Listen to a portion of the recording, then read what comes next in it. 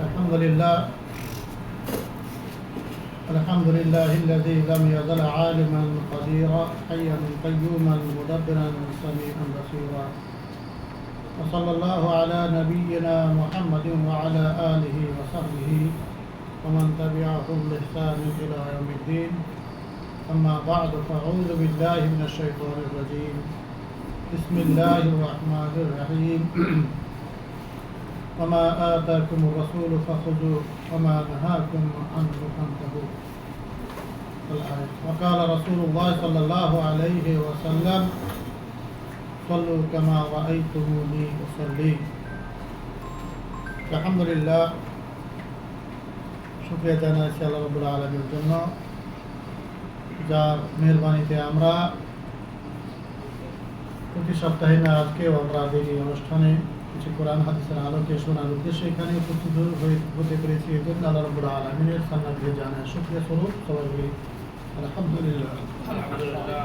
অতঃপর আমাদের নবী মুহাম্মদুর রাসূলুল্লাহ সাল্লাল্লাহু আলাইহি ওয়াসাল্লামের উপর দরুদ এবং শান্তি নাযিল হোক, যাকে আল্লাহ রাব্বুল আলামিন আমার আপনার জন্য উসওয়াতুন হাসানাহ করে উত্তম আদর্শ নমুনা করে পৃথিবীতে পাঠিয়েছিলেন, যার আদর্শের উপরে নির্ভর করে ইহকালে শান্তি এবং পরকালে মুক্তি।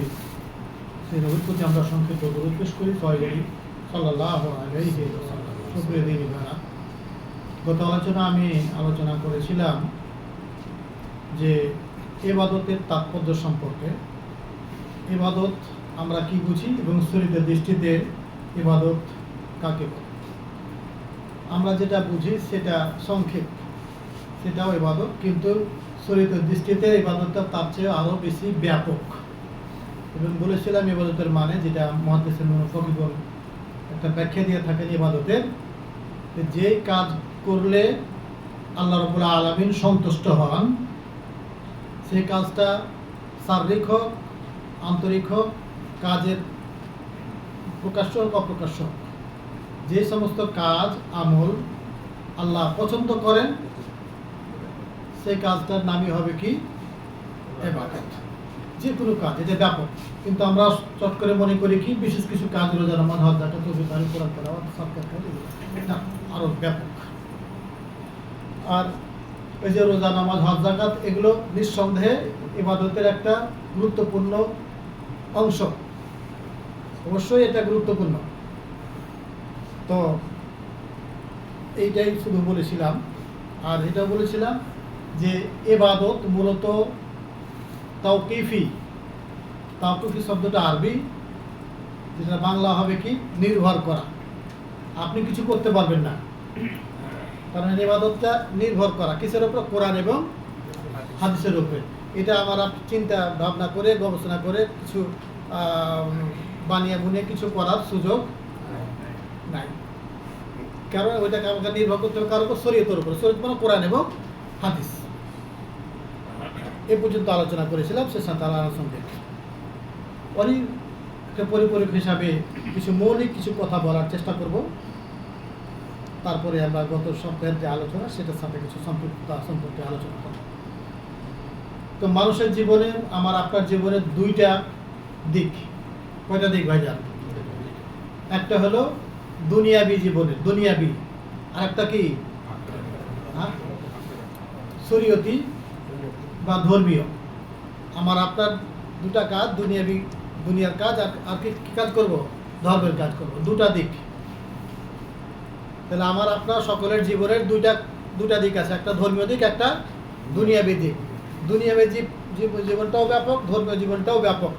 দুনিয়াতে কীভাবে বাঁচবো, খাবো দাবো, ব্যবসা বাণিজ্য লেনদেন আদান প্রদান করব, এগুলো কি দুনিয়াতে বাঁচার জন্য করি আমরা, এটা দুনিয়ার জীবনের জন্য।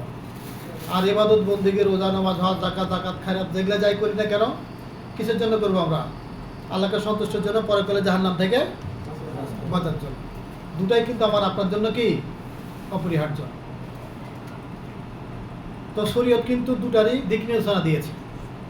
দুনিয়াদারি কিভাবে করব সেটারও দিক নির্দেশনা দেওয়া আছে, এবং ধর্মীয় কিভাবে হুকুম হাকাম পালন করব, ধর্মীয় জীবন যাপন করবো, সেটারও দিক নির্দেশনা কোরআন এবং হাদিসে বর্ণনা করা আছে। ইসলাম মানুষের দুইটা জীবনেরই প্রশিক্ষণ দিয়েছে। এমনকি ইসলাম ধর্মের আরেকটা বৈশিষ্ট্য হলো কি, যে মরার পরে আমার আপনার যে শেষ গন্তব্য, মরার পরেও আরেকটা যে জীবন আছে, আমাদের জীবন কিন্তু শেষ নাই। আমাদের জন্ম হয়েছে কিন্তু জীবনের কি নাই, আর শেষ হবে না। পরকালে গিয়ে পরকাল জীবনে হয় জান্নাতি অথবা মনে শেষ হয়ে যাবো, দুনিয়া থেকে চলে যাব, ঠিক আছে, এটা ক্ষণস্থায়ী, এটা একটা পরিসীমা আছে, নির্দিষ্ট সময় আছে, এটা যে কোনোভাবে সুখে দুঃখে যেভাবে হোক না করে চলে যাব। কিন্তু ওই আমার আপনার জীবনের কিন্তু কি নাই, মরণ নেই।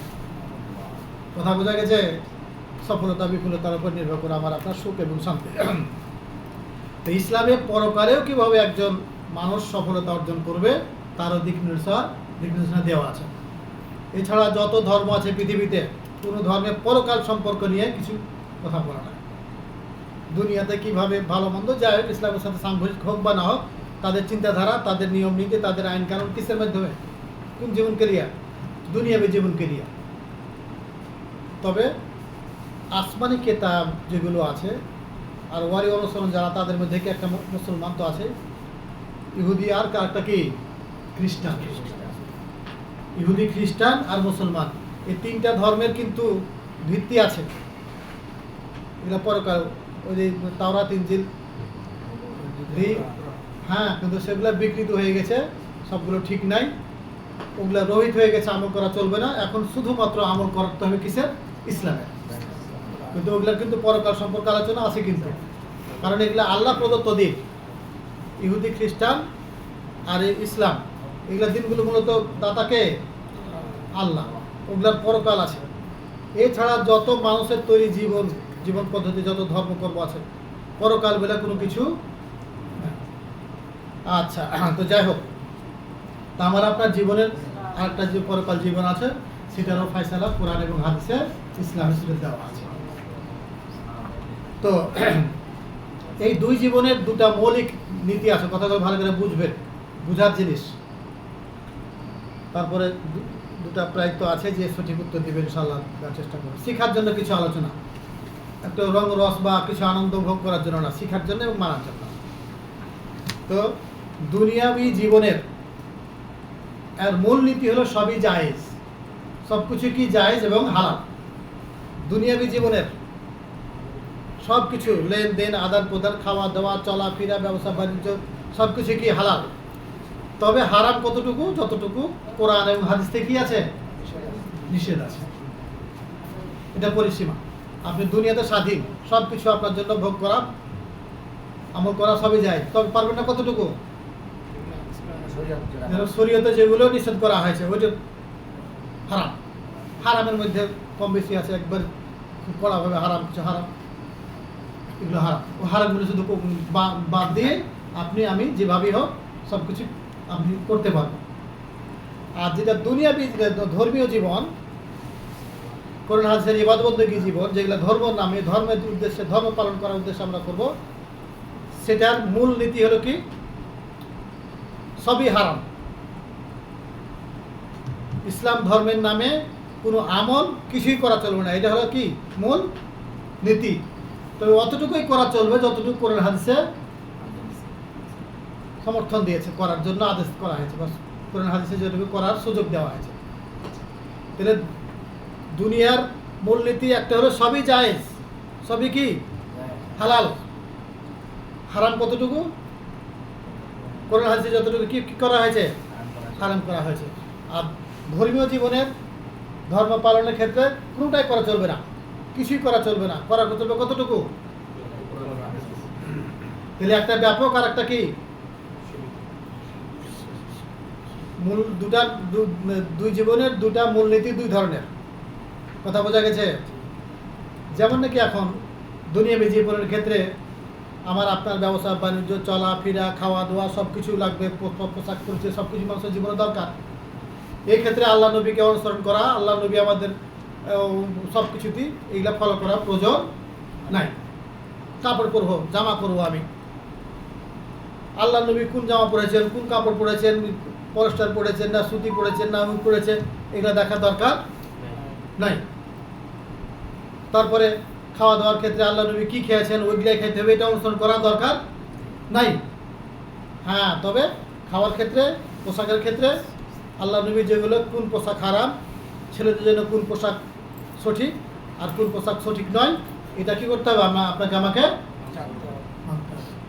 যে পোশাক গর্ভের পোশাক হয়, যে পোশাকে মানুষ ইবাদত বন্দেগী করা চলবে না বা যাই না এমন পোশাক বানাবেন, এগুলা পোশাক হারাম। এখন কোনটা পাঞ্জাবি, কোনটা শার্ট, কোনটা প্যান্ট, কোনটা এগুলো দেখার বিষয় নয়। এক্ষেত্রে মূলনীতি হলো কি, যেটাতে ইবাদত বন্দেগী করতে অসুবিধা, যেগুলো করলে পর্দা রক্ষা হয় না, যে পোশাক পরলে পারে আমার আপনার সম্ভ্রম রক্ষা হবে না, এমন পোশাক ইসলাম কি করা হয়েছে? হারাম। তারপরে যে পোশাকে আপনি গর্ব করবেন, গর্বের কারণ হয়ে যায়, এটাও চলবে না। তাতে ভালো জিনিসও কি গর্ব আকারে করে, তাহলে কি হয়ে যাবে? এই জন্যই এগুলো ব্যাপকভাবে দেখতে হবে কি, যেখানে হারাম পর্যন্ত পৌঁছে না যায়। খাওয়া দাওয়ার ক্ষেত্রে আল্লাহ নবী কী খেয়েছেন, কখন খেয়েছেন, কীভাবে খেয়েছেন, এগুলা অনুসরণ করা আল্লাহ নবীর জন্য, আল্লাহ নবীকে অনুসরণ করা জরুরি নাই। আপনি যে খাবারটা খাবো সেটা হালাল কিনা, হারাম পর্যায়ে জেনে পৌঁছে না যায়। এখন কথার কথা, মুরগির গোস্ত খাওয়া, খাসির গরুর গোস্ত খাওয়া কি ইসলামে? আলু খাওয়া, বেগুন খাওয়া, এগুলো কি? আল্লাহ নবী বেগুন খেয়েছেন কিনা, মুরগি খেয়েছেন কিনা, আলু ভর্তা খেয়েছেন কিনা, আল্লাহ নবীর অনুসরণ করব, এগুলো অনুসরণ করার দরকার নাই। কারণ এটা কি আমার দুনিয়াবী জীবন, দুনিয়াবী জীবনে সব কিছু আমার আপনার জন্য কি হালাল। এক্ষেত্রে নবীকে অনুসরণ করা আমল করা সম্ভবই না। আল্লাহ নবী ক্যালেন্ডার করার কাপড় পরেননি কোনো দিন, করেছেন কি? আল্লাহ নবী রুটি খেয়েছেন, তাহলে আমাকে সারা জীবন রুটি খেয়ে থাকতে হবে। আল্লাহ নবী কোন ধরনের রুটি খেয়েছেন জানেন? গমের আর কিসের? জবের। কিভাবে খেয়েছেন জানেন? আচালা বলা হয়, যেগুলো চাল ছাঁকনি দিয়ে কি করে নাই, খাচ্ছে। তখনকার যুগে ওইটাই ছিল, তখনকার সময় যেটা ভালো খাবার, যেভাবে বানিয়ে খাওয়া। তো এক্ষেত্রে ওইটা দেখতে হবে না যে আল্লাহ নবীর সুন্নাত অনুসরণ করবো, আল্লাহ নবীর যেহেতু ভাত খাননি বা আল্লাহ নবী মুখ খাননি, এগুলো দেখা দরকার নেই। এখন আপনি গম খাওয়া হালাল আমার আপনার জন্য। আপনি গম যেভাবে খান, আটা করে খান, আর ওই পরাটা করে খান, আর এমনি রুটি করে খান, আর করে খান, যা করে খান। আপনি মুরগির রোস্ট খাবেন না, গোস্তের রোস্ট খাবেন না, ঝোল করে খাবেন, বেগুনে ভর্তা খাবেন না, ভাজি খাবেন, আলু কি করে খাবেন, এগুলাতে কি নয়? এখন আলু হালাল হারাম এখানে। হ্যাঁ, যদি এমনভাবে খানা বানান যেটা নাকি কি হয়ে যাবে, তো নেশাগ্রস্ত, নেশায় পড়ে যাবে, তখন কি হবে? সেটা কি? তাহলে পরে এটা মূলনীতি দাঁড়ালো দুনিয়াবী ক্ষেত্রে সবই হালাল, ওই ক্ষেত্রে আল্লাহ নবীকে অনুসরণ করা জরুরি নয়। তবে যেটা আল্লাহ নবী আজ্ঞা দিয়ে রেখেছেন, সে আজ্ঞার বাইরে যেন হারাম না হয়ে যায়, কোনো নেশার মধ্যে পড়ে না যায়। এমন পোশাক পরা চলবে না যে পোশাকে কি হবে। পোশাকের ক্ষেত্রে এটাও একটা নির্দেশনা।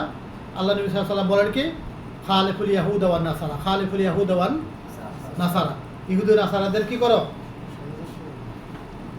উল্টা করো, বিরোধিতা করো। এটা আল্লাহ নবীর উদ্দেশ্য কি? আর ইহুদি নাসারা যা করবে তারই উল্টা করতে হবে নাকি?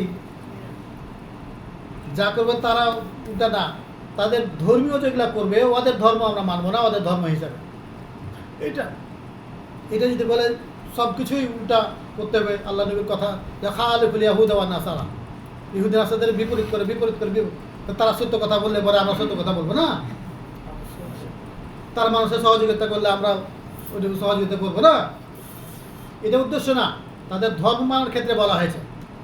এই ক্ষেত্রে পোশাকের ক্ষেত্রে বলা হয় যে সমস্ত সাজ পোশাক বিধর্মীদের একটা বিশেষ চিহ্ন হিসাবে ব্যবহার হয়। যে সমস্ত পোশাক বিধর্মীদের কি দেখলেই বোঝা যাবে যে এটা বিধর্মীদের কি তাদেরই পোশাক, তাদের জন্য এটা মানুষ মনে করে। এখন একজন মুসলমান যদি পরে, তাহলে তাদের কি হয়ে যায়? অনুসরণ হয়ে যায়, তাদের একটা ধর্মীয় একটা যেটা চিহ্ন সেটার দিকে। এই জন্য এখানে তাদের অনুসরণ করা না, এখন না, পরে মাঙ্গে এলো না কেন। তো যাই হোক, এই ক্ষেত্রে পোশাকের ক্ষেত্রে বলা হবে কি যে তাদের জন্য অনুসরণ না হয়ে যায়। এছাড়া বলা হয়েছে ওয়ানজালনা আলাইকুম লিবাসুত তাকওয়া, যে পোশাকের তাকওয়া পরহেজগারিতা প্রকাশ পায়। এই পোশাকের ক্ষেত্রে বলা হয় এক এক দেশে এক এক রকম হতে পারে।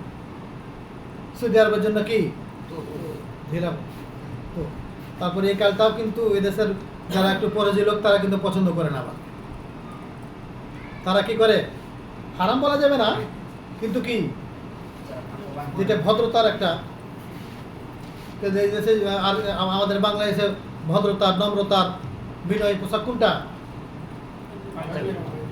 পাঞ্জাবের মাস্তানরাও পড়ে কিন্তু তারপরেও কি বুঝা যায় যে এটা মাস্তানি পাঞ্জাবি পায়জামা নাই, যায় কি না? আমাদের পাঞ্জাবি আবার আরো বড় থাকে, লম্বা থাকে।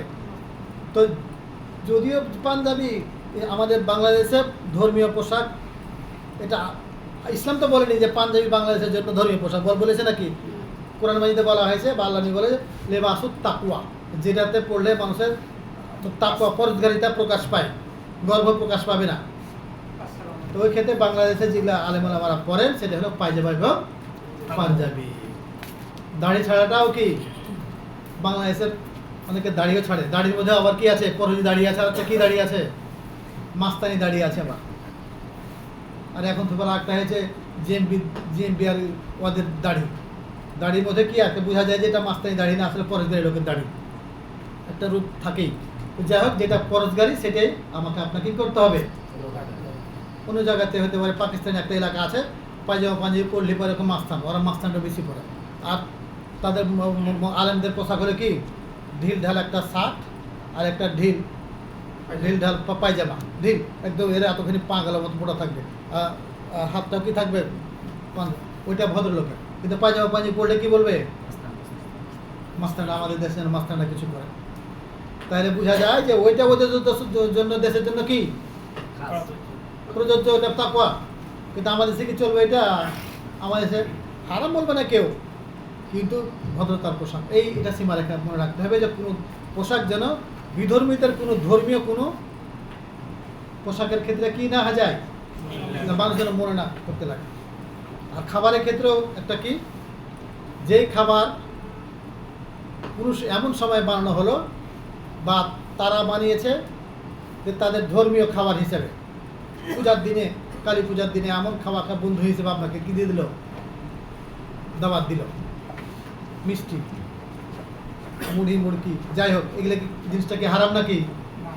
কিন্তু এটা ধর্মীয় লেবাস লেগে গেছে, উদ্দেশ্য এখানে কি গেছে? তাদের পূজা।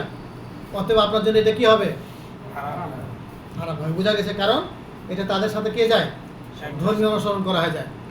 কিন্তু এমনি মুড়ি টুড়ি এগুলো তো খাওয়া, বস্তু খাবেন না ঠিক আছে, না জানি আল্লাহ নবী জবাই করেন, তো হারাম ঠিকই আছে হাদিস দলিল থেকে।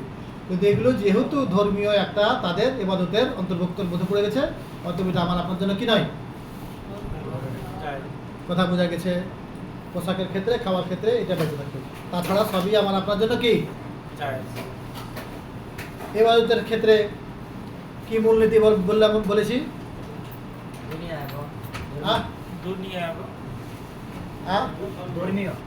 ধর্মীয় জীবন ক্ষেত্রে, ধর্মীয় বিভাগে, ইবাদত ক্ষেত্রে মূলনীতি কি? সব কিছু হারাম নিষেধ, কোনটাই করা যেতে পারবেন না আপনি। এটা হলো মূলনীতি। করবেন কতটুকু? যতটুকু করে হয়েছে, যতটুকু দিয়ে থেছে অতটুকু, অচেতে বেশি করতে পারবে না। বেশি করলে করে হয়েছে মানা হলো না। এখন যে কোনো ইবাদত, রোজা করা ভালো কাজ, রমজান মাসের রোজা আগে থেকে, একদিন আগে থেকে শুরু করে দুদিন আরো বাড়িয়ে দিল, চলবে নাকি? রোজা কত ভালো কাজ, নামাজ পড়া ভালো কাজ না? খুবই ভালো কাজ। একবারে কালেমার আল্লাহ স্বীকৃতির পরেই কি নামাজ হলো উত্তম। অতএব নামাজ তো খুব ভালো জিনিস। জোহরের নামাজ 5 রেকাতই পড়লাম, অসুবিধা কি? ফরজ নামাজ চলবে না কেন? ভালো কাজ তো নির্দিষ্ট করা আছে। এটা হলো তাওকিফ, এটা ইবাদত, ধর্ম। এটা ধর্ম আমার আপনার ইচ্ছা মতো কম 3 রেকাত পড়ি, একটু তাবানে আছে, একটু আছে, আজকে 3 রেকাতই পড়লাম। রোজ তো পড়ি 4 রেকাত ফরজ, আজকে 3 রেকাত পড়ে চলবে কেন? এটা ধর্ম, এটা আমার আপনার চিন্তা, আমার আপনার গবেষণা, আমার আপনার ভালো মন্দের উপরে নির্ভর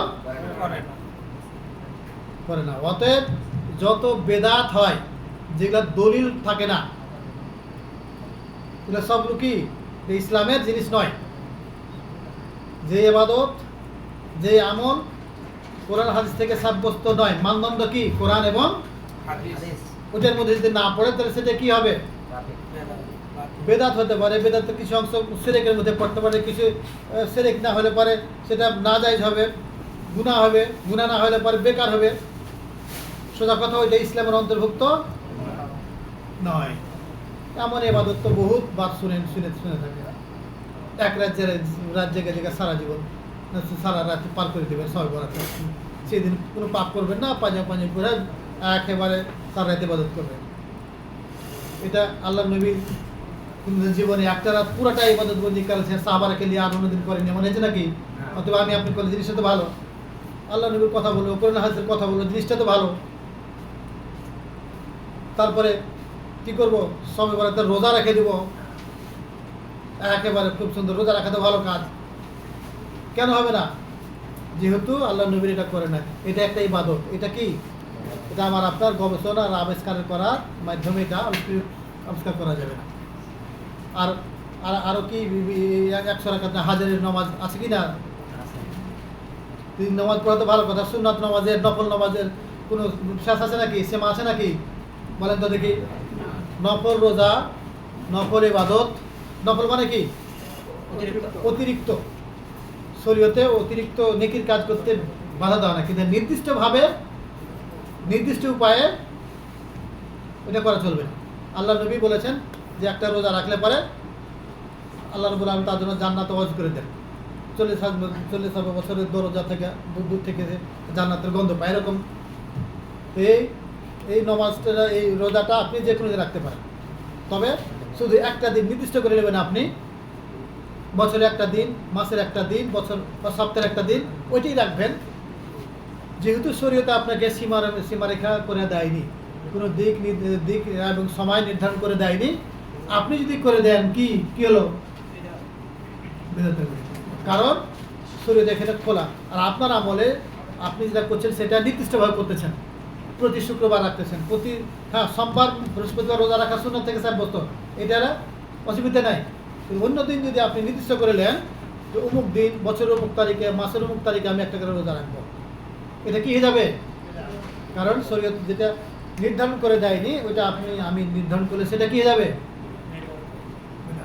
অতএব শরীয়তে খোলা রেখেছে, ও অনির্ধারিত করে রেখেছে, অনির্ধারিত আপনাকে আমল করতে। কারণ আমি যদি রাখি, বলবেন যে আমাদের হুজুর রাখতে, জিনিসটা অবশ্যই ভালো, আমাদের পীর সাহেব রেখেছেন, উনি কি না বুঝে রেখেছেন নাকি, অত এটা ভালো। এভাবে কিন্তু কি বেদাত চালু হয়। তো যাই হোক, অনেক সময় দেখবেন, আমি যাত্রাবাড়িতে পড়াকে দেখতাম, আমাদের যাত্রাবাড়ির মাছের পাশে একটা লোহা লোকের কাজ করে আগুনটা মধ্যে পোড়ায়, খুব আঠাগাঠালো, চাপ দাড়ি, ও একটা গামছা গায়ে দিবে, বড় গামছা, হাত নুয়ে পড়ে থাকবে। জীবনে শীত বর্ষা কোনো সময়ের জন্য পাঞ্জাবি শার্ট কিছুই পরবে না। কেন না? তো ওয়ার পীর সাহেব হজে গেছিলেন, হজে যাওয়ার পরে ওই যে উমরার কাপড় পরেছে, তারপরে ওই উমরা কাপড় পরার পর থেকে আর কোনো দিন লুঙ্গি আর পায়জামা পাঞ্জাবি পরেন নাই।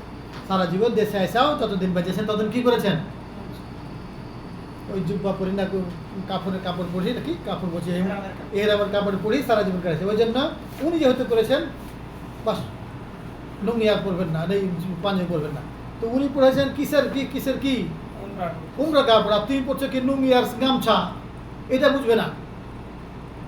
আর আমাদের দেশের যারা শবে বরাত পালন করে, তারপরে শবে বরাতের রোজা রাখে, কি করে? আল্লাহ নবীর অনুসরণ করে, বলে যে আল্লাহ নবীর আমল এটা ভালো করে, রোজা আল্লাহ নবীর সোমবার রোজা, প্রতি সোমবারে তো রাখে, তোমরা প্রতি সোমবারে রাখো, যেটুকু দরকার অতটুকু মানবেন, অর্ধেক মানবেন না। আল্লাহ নবী সারা জীবন বৃহস্পতিবার সোমবার রোজা, আপনি রাখেন যদি নবীর সোমবারের রোজা রাখারই হয়, আল্লাহ নবীর জীবন সোমবারের দিন বাড়ির রবিউল আউয়াল করবেন আর রোজা রাখবেন আর পালন করবেন, তো আল্লাহ নবীর করেন, অনুষ্ঠান পুরাটা করেন। যাক, যেটা বলার উদ্দেশ্য ভাইজান, ইবাদতের ক্ষেত্রে কম করা চলবে না, বেশি করা। হাদিস কোরআন অনেক আছে, আমরা শুনছি। ইবাদতের ক্ষেত্রে মূলনীতি হলো কি? কিছুই করা চলবে না, যতটুকু কোরআন হাদিসে সাব্যস্ত আছে ততটুকুই, এটার বাইরে করা চলবে না, ভিতরে করা চলবে না। আর আরেকটা হলো কি, ইবাদত দিন আমলের ক্ষেত্রে, ধর্মীয় আমলের ক্ষেত্রে, দিন ইসলাম আমলের ক্ষেত্রে ধর্মীয় যেগুলো আমল হয় জায়েজ, আর না তো কি কিছু যেটা জায়েজ না সেটা না জায়েজ বলা হবে। জায়েজ আর না জায়েজের মধ্যেই থাকবে দিন ইসলামের কাজ। হয় এটা জায়েজ হবে না জায়েজ হবে। জায়েজের মধ্যে সেটা কি হতে পারে, এটা ভাগ আছে, ফরজ হতে পারে, ওয়াজিব হতে পারে, নফল হতে পারে, সবই জায়েজ। কথা বোঝা গেছে? আর যেগুলো না জায়েজ সেগুলোর মধ্যে কি পড়বে, যেটা করা চলবে না সেটার মধ্যে সবই হারাম পড়বে, মাকরুহ পড়বে বা এগুলো পড়বে। তো যেগুলো নিষেধ আর কিছু আছে কি আদেশের ক্ষেত্রে যেগুলো ওগুলো মানতে হবে, আর যেগুলো নিষেধ সেগুলো পরিত্যাগ করতে হবে। এটা তো মূলনীতি আল্লাহ নবীকে অনুসরণ করতে গেলে, কোরআন হাদিস অনুসরণ করতে গেলে। তো এই ক্ষেত্রে হলো কি মূলনীতি, যে ইবাদত বন্দি করার ক্ষেত্রে যেগুলো আদেশ আছে করতে, এর মূলনীতি হলো কি যতটুকু সম্ভব আমার আপনার জন্য ততটুকু করা। কোরআন কারীম আল্লাহ রাব্বুল আলামিন বলেন যে ফাত্তাকুল্লাহ মাস্তাতাআতুম, তো যতদূর সম্ভব আল্লাহকে ভয় করে চলো। ভয়ের কথা তো তাকওয়ার কথা তো বললেন, যতটুকু। তবে এবার বলবেন যে যতটুকু পারবো, আমার তো নামাজ পড়তে খুব কষ্ট হয়, ঘুম থেকে উঠতে পারি না, প্রায় 3টে পর্যন্ত কাজ করতে হয়, 1টা পর্যন্ত কাজ করতে হয়, ফজর নামাজ পড়তে পারি না, তো এটা পারবো না, চলবে? তার মানে আল্লাহ রাব্বুল আলামিন বলছেন ফাত্তাকুল্লাহ মাস্তাতাআতুম, এবং আল্লাহ নবী সাল্লাল্লাহু আলাইহি ওয়াসাল্লাম বলেছেন ইজা আমরুকুম বিশাইইন ফাআতুহু মাস্তাতাআতুম আমা নাহাইতুকুম আন শাইইন ফান্তাহু। আমি যে সমস্ত কাজ তোমাদেরকে করতে বলবো সে কাজ যতটুকু পারবা ততটুকু যথাসম্ভব করার চেষ্টা করবে। আর যে কাজ থেকে, যে সমস্ত জিনিস থেকে আমি তোমাদেরকে নিষেধ করবো, ফান্তাহু, সম্পূর্ণ বিরত থাকবে। তো যেগুলো আদেশ আল্লাহ দিবেন, আল্লাহ নবী করতে বলবেন, সেগুলো ফরজ ওয়াজিব এগুলো ছাড় নাই, এগুলো ঠিক রাখতে হবে। ফরজ বলবে যে রোজা রাখতে পারবো না কাজের চাপের কারণে, ডিউটি ছাড়তে পারবো না, রোজা ছাড়তে পারবো, ঘুম ছাড়তে পারবো না, নামাজ ছাড়তে পারবো, এটা করলে চলবে না। ফরজ ওয়াজিব এগুলোর কোনো শরীয়তে ছাড়, আরও হাজারো রকম নেকির কাজ আছে। দান, খায়রাত, সাদকা, নফল ইবাদত বন্দী করা, রাত্রে তাহাজ্জুদের নামাজ পড়া, নফল নামাজ পড়া, এগুলো সম্ভব না হইতে পারে। দান খায়রাত নাও করতে পারেন, সম্ভব না, টাকা নাই, গরিব মানুষ, জরুরি নাই। একটা মানুষ জীবনে যত নেকির কাজ আছে করতে পারবে না। এই জন্য আল্লাহ বলছেন ফাস্তাতাআতুম, যতটুকু সময় তোমরা ভালো কাজ করার চেষ্টা করবে, কারণ ভালো কাজের শেষ না, এগুলো করা সম্ভব না। কিন্তু যেগুলো মৌলিক ফরজ ওয়াজিব এগুলো কি করতে হবে, এগুলো অবশ্যই মানতে হবে। এগুলো না করলে কিন্তু উপায় থাকবে না, দিন থাকবে না। আর অন্যান্য যেগুলো ভালো কাজ আছে, নফল মুস্তাহাব আছে, যেগুলো এমনি সাদকা খায়, দান খায়রাত আছে, এগুলোর ক্ষেত্রে যতটুকু সম্ভব আমরা কি করব, চেষ্টা করব ভালো কাজ করার। আর যেগুলো হারাম, না জায়েজ, এর মূলনীতি হলো সবগুলো পরিত্যাগ করতে হবে। ইবাদতের ক্ষেত্রে যেগুলো না জায়েজ সেগুলো সবগুলো কি করতে হবে, এগুলো বলে না এটা পরিত্যাগ করুন, ভালো কাজ নিয়ে করতে পারলাম না, ছেড়ে দিলাম, আল্লাহ ধরবে না। কিন্তু এটা তো না জায়েজ, এটা ছাড়তে পারবো না, কষ্ট হবে, এইটা তখন শোনা চলবে না। আল্লাহ নবী কি বলতেছেন, তোমাদেরকে যা আমি করতে আদেশ করতেছি সেটা কি করো, ফাআতু মাস্তাতাআতুম, যতটুকু সম্ভব তোমরা সেটা করো। ওয়া ইযা নাহাইতুকুম আন শাইইন ফান্তাহু, যে জিনিস থেকে তোমাদেরকে আমি বিরত না করবো, ফান্তাহু, সেটা থেকে সম্পূর্ণ কি থাকো, এটা চলবে না যে এটা তো ছোট পাপ, এটা করা জায়েজ। হারামের ক্ষেত্রে কোনো ছাড় নাই, কথা বোঝা গেছে? হ্যাঁ, তবে কি যেটাতে জান বাঁচার কথা কিন্তু আছে একটা, ওয়াইজা তোরের তুম, যখন তোমরা নিরুপায় কোরআন শরীফ আয়াত, তো হরমা আলাইকুম মাইতা তোমার দাম ওয়ালা খিনজির গোশত, মরা গোশত হারাম করা হয়েছে। তবে যে নিরুপায় হিসেবে জান বাঁচার খাতিরে ততটুকু জায়েজ, যতটুকু খেলে কি হয়, জানের জীবনের গুরুত্ব আছে। ওই সময় সাময়িকভাবে কিছু হারাম জিনিস কি হয়ে যায়, হালাল। কিন্তু শিরকের ক্ষেত্রে জানেন তো যে একটা মাছির কারণে কি জান্নাতে, আর একজন মাছির কারণে কি ঘটনা জানা আছে, কারণ এটা শিরকের কোনো ছাড় নাই। শিরক থেকে বাঁচা কি ফরজের উপর ফরজ, কিন্তু দুনিয়ার জীবন বাঁচার ক্ষেত্রে সাময়িকভাবে কিছু হারাম জিনিস কি হালাল হতে পারে, কিন্তু এই জীবন বাঁচার যদি তাগিদ না হয় তাহলে পরে আপনি হারাম থেকে আপনাকে অবশ্যই পরিত্যাগ করতে। কোনো গুনাহ যে ছোট, এটা না যায়, যেটা ওরকম ধরনের না যায় না করলে গুনাহ হবে না, এই অজুহাত দেখে পাপ কাজে লিপ্ত হওয়া যাবে না। তো বললাম যে যান বাঁচার খাতিরে কিছুটা সাময়িক জিনিস কিছুদিন কি সাময়িকভাবে কি হতে পারে, যায় হতে পারে। তো সময় তো মোটামুটি হয়ে গেল। তো আজকের আমি কয়েকটা মূলনীতি আপনাদের সামনে বললাম, আগামীতে বিস্তারিত নামাজ সম্পর্কে বলার চেষ্টা করব।